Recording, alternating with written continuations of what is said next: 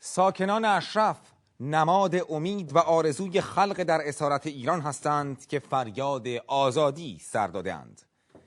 روز برگزاری جشن در تهران آزاد و دموکراتیک دور نخواهد بود و آن روزی است که جهانی جدید به روی ما گشوده خواهد شد. جهانی که صلح و آرامش در خاورمیانه و در سراسر جهان انعکاس و طنین پیدا خواهد کرد. بیایید این را به یک حقیقت مسلم تبدیل کنیم. اینها فرازی انگیزاننده بود از بیانات لرد مگينس، عضو مجلس اعیان انگلستان، شخصیت برجسته‌ای که سالهاست در کنار مقاومت ایران از حقوق مردم ما در برابر رژیم ولایت فقیه دفاع میکنه.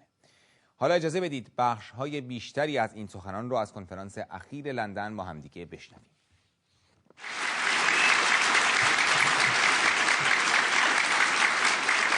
Surely the world can see that the people of Ashraf have done nothing to undermine Iraq's sovereignty.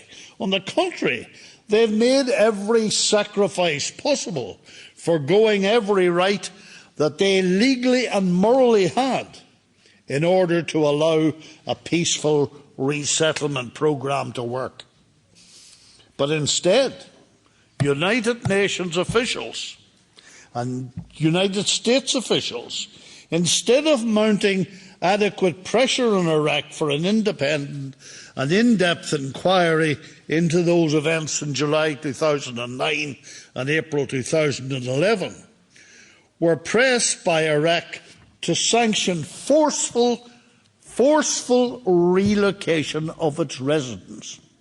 And I use the word forceful intentionally, because we all know that the residents of Ashraf never wanted to leave their homes, the homes they built with their own hands and resources over a quarter of a century ago.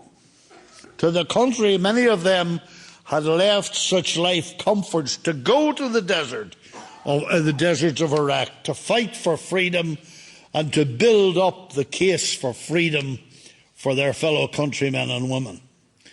No relocation from Ashraf is or was intended to be voluntarily done.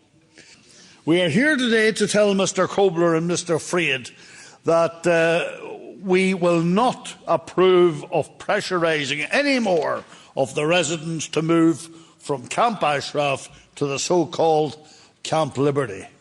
And we need real and proper guarantees that are supervised by the international community, not by the untrustworthy Iraqi government.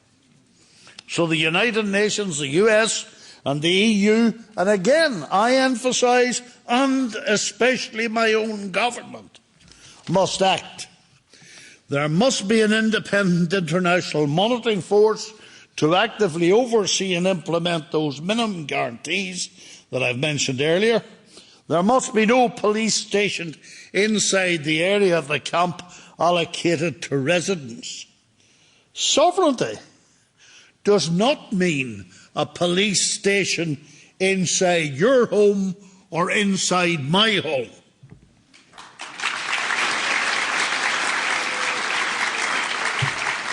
So let us take the message from here. We accept the people of Ashraf as people who have the right to be free. Mr. Cameron, President Obama, our children's blood and our country's treasures were not spilt and expended to sustain a tyrannical regime while you turn a blind eye. Let me end my remarks with one last observation. Our determination today to ensure proper protection for residents of Camp Ashraf can have far-reaching implications. The residents of Ashraf symbolise the hope and aspirations of the Iranian nation in captivity. To protect Ashraf is to signal hope to millions in Iran who cry freedom.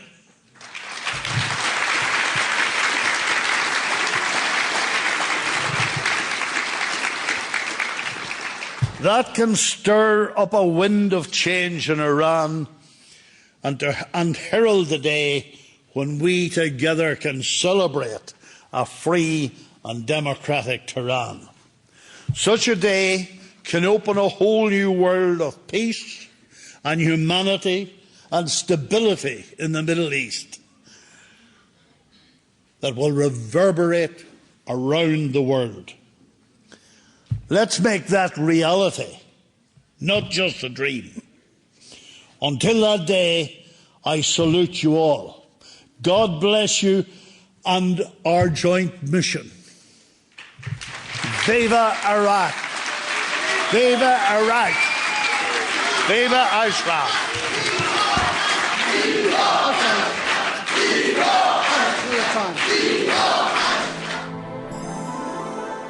تحسن کن ای شعر در شهر فریاد که آهنگ دنیاست بر وزن بیداد. شعاری برآور تو از شعر و از عار که از شعر رسم تغزل برافتاد. بگو واژه‌هایت به صف چرخ چرخان بخوانند در گوش دنیای آزاد که ما در خیابان نشستیم اینجا، نه از برف بیمی نه باکی هم از باد. همه روز از نو، همه روزی از نو که آخر برآریم از ننگ بنیاد. به سوزن اگر کوه کندن بباید، همه حاضریم این زمان همچو فرهاد. اگر باد آید وگر سوز و کولاک، تن ما سپیدار و پیکر چو شمشاد. تحسن کن ای شعر با واژه‌هایی همه تلخ اوقات و هم کام ناشاد. سر چار راه جهان داد میزن که ای مرگ بر شیخ دشخیم و شیاد.